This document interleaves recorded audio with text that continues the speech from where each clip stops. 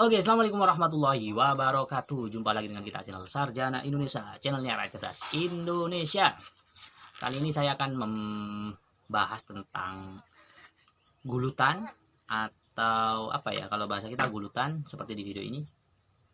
Jadi istilahnya media tanam untuk dibentuk sedemikian rupa agar tanaman kita bisa mudah dalam penanamannya seperti itu ya.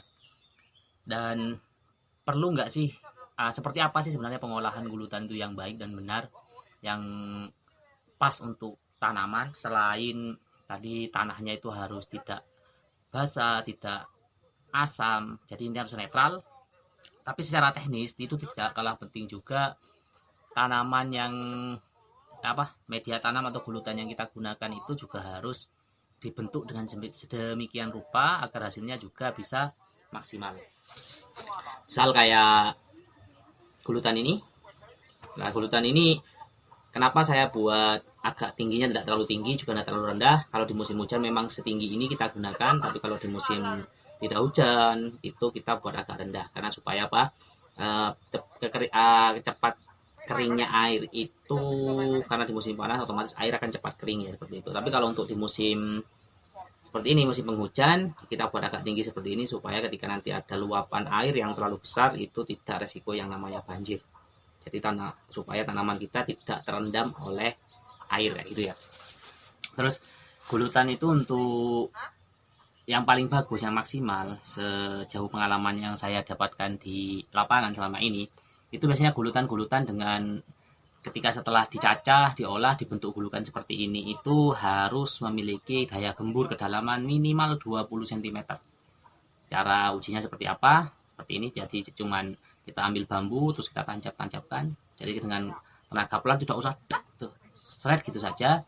Bila penancapannya itu bagus, dia akan mudah sekali masuk ke dalam. Nah, gunanya apa? Dilakukan penggemburan sampai minimal semakin dalam semakin bagus.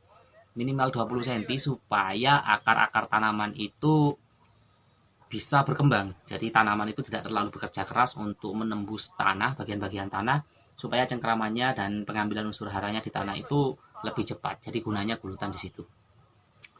Dan secara teknis juga, kenapa gulutan itu kalau di sini saya buat memang lurus, diusahakan tidak mengular lah, tidak bengkong-bengkong apa ya, kalau bahasa Indonesianya itu tidak mengular, intinya tidak mengular, jadi lurus seperti itu. Satu, mempermudah saat penanaman. Saat penanaman mudah karena posisi lurus, jadi kelihatan tanaman itu bagus, secara estetika bagus. Dan waktu pengendalian hama dan penyakit, kita melakukan pengendalian dengan cara penyemprotan penyemprotan insektisida, fungisida, dan lain-lain, jenis-jenis racun untuk mengendalikan hama dan penyakit itu lebih mudah. Jadi ketika kita jalan melakukan penyemprotan, daya serap tanaman itu akan lebih bagus menyerapnya karena posisinya tanamannya tertata dengan rapi. Itu. Yang kedua, apabila di tanaman-tanaman polinasi, tanaman-tanaman yang dikawinkan, di-crossingkan, itu akan mempermudah dalam proses pengawinannya. Supaya Supaya waktu mau mengawinkan dia tidak berantakan, posisi alur tanaman tidak berantakan, yang juga itu.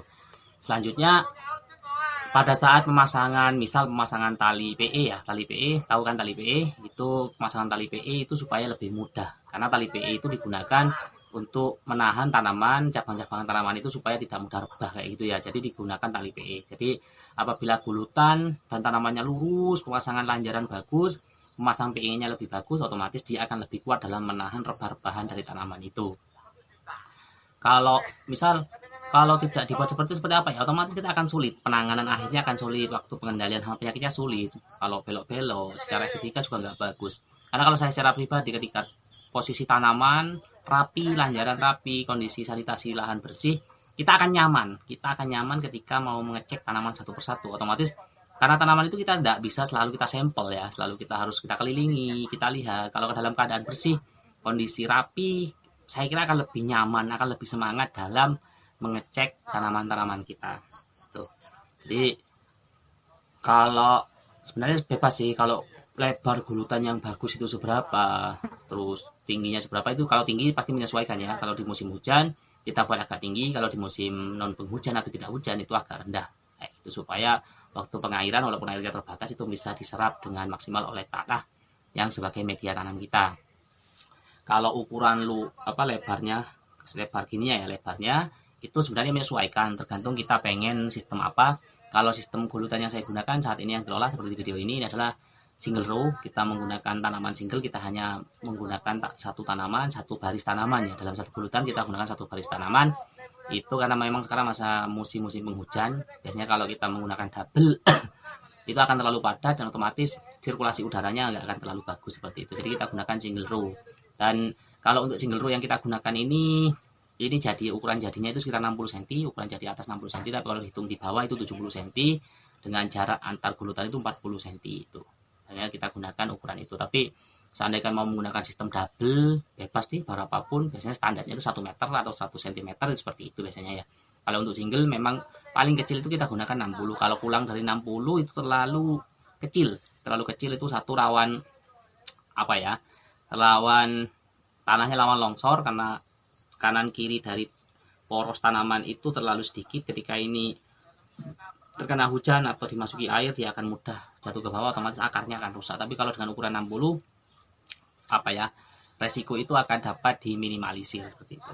Oke, itu saja informasi yang bisa kita berikan hari ini. Semoga bermanfaat yang sedikit ini. Semoga ini bisa menjadi wawasan-wawasan baru untuk saya pribadi dan untuk seluruh penyimak channel Sarjana Indonesia. Dan apabila ada masukan-masukan kurang tepat, ada saran bagusnya gulutan seperti ini, tentu saya sangat welcome sekali, dan saya selalu tidak ragu untuk menguji coba masukan-masukan dari teman-teman.